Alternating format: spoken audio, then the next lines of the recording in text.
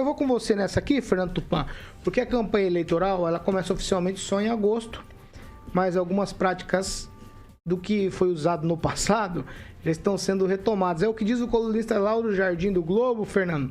E eu queria que você explicasse pra gente o que é que o César Silvestre andou fazendo de errado. Disparos em massa, Fernando Tupan? Via WhatsApp? Veja só, Paulo Caetano. Então, eu não tenho uma certeza que tenha sido o César Silvestre que tenha feito esses disparos. Mas alguém ligado ao PSDB deve ter feito. Porque o que acontece? Na sexta-feira, inclusive, eu recebi esse e-mail indicando o programa do PSDB que iria no ar na sexta-feira. Então, isso, e os números que disparavam isso eram de São Paulo e do Rio de Janeiro. Eu fiquei pensando, uma bandeirinha do Paraná. Eu até pensei que fosse vírus.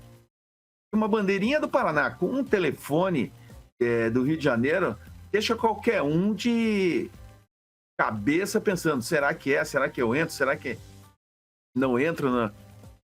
Vou te falar uma coisa.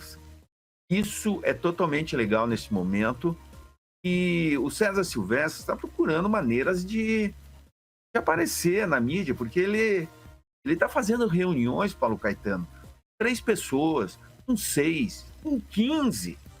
Então, a candidatura dele mostra o quanto está desidratado o PSDB aqui no Paraná.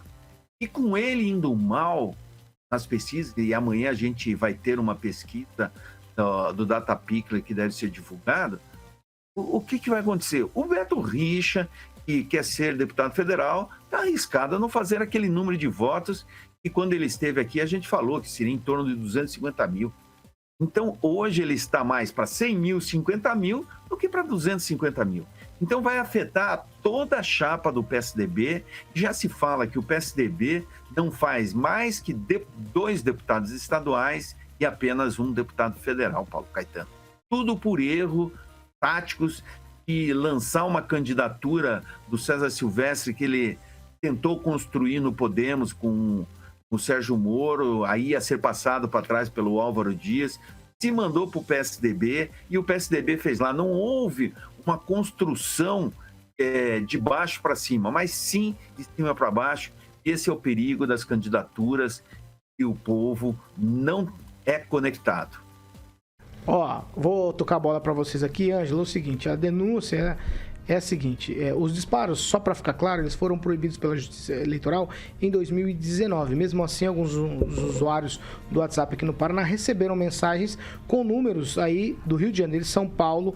As contas utilizaram uma bandeira do Paraná, como o Fernando Tupan disse, com imagem, e os números receberam essas mensagens em pelo menos 3 momentos na sexta-feira. Perto das 17, depois das 17h15 e depois das 17h17. E aí chamavam para o programa de governo do PSDB, é a denúncia do Lauro Jardim, no colunista do Globo. Até onde eu sei, se o seu número faz parte do número do rapaz, se ambos têm o mesmo número, pode. O que não pode é quem não tem nada a ver com o peixe. Mas a gente tem um exemplo da Justiça Eleitoral da campanha de 2018. Foram feitos disparos de WhatsApp até do exterior. Então, pegou o presidente da República. Deu alguma coisa?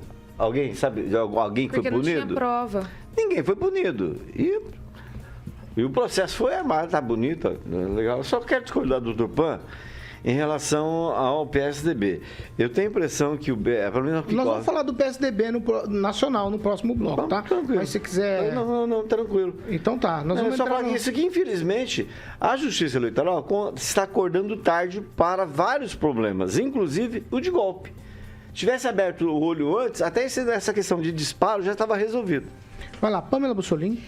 Paulo, existe uma diferença, né, entre fazer a campanha no WhatsApp e a campanha irregular no WhatsApp, né? O disparo irregular, no caso aí, são mensagens automáticas, né, maciças, disparadas por um número, né, como parece ter sido o caso aí desse denunciado. E outra coisa, ele pode ter um cadastro lá de eleitores, só que no final da mensagem, pelo que eu me lembro, né, da campanha passada, você tem que dar a opção da pessoa dela dizer se ela quer continuar recebendo aquilo ou não. Se não constar essa ressalva, então também é uma campanha irregular. Agora, a mensagem espontânea vindo de apoiadores que passam um para o outro notícias, enfim, aí é diferente, né, da campanha irregular. Então, eu acho o seguinte, nesse sentido aí de ficar disparando mensagens iguais para todo mundo, primeiro que é super chato, não acho que ninguém vai olhar lá 3 mensagens em plena sexta-feira falando, né, de política de forma ali aleatória e vai falar assim, nossa, esse cara é o cara, eu vou votar nele.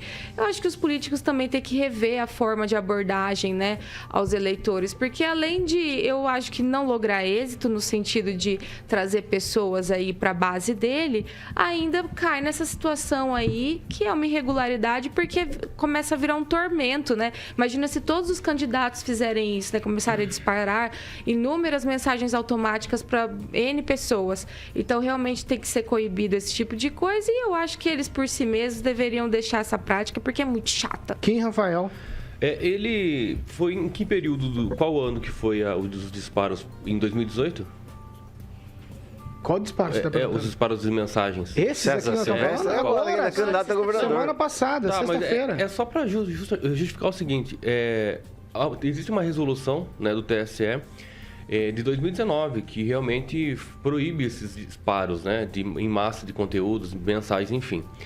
Você tratar a eleição de 2018 dizendo que ela foi ilícita, né, por conta de disparo, é uma situação, né, que não era ilícito na época, porque a resolução ela só regulamentou em 2019. Agora, depois, o que ele acabou fazendo é óbvio que isso enquadra na resolução, que é ilícito, sim, esse disparo em massa de conteúdo, né, eleitoral por meio de aplicativos e mensagens. Então, isso há uma resolução e tem que ser enquadrado, sim, porque além de ser chato, obviamente, é também ilícito, né, pela propaganda dentro das resoluções do TSE. Naman. Olha, a democracia é um processo constante de aperfeiçoamento.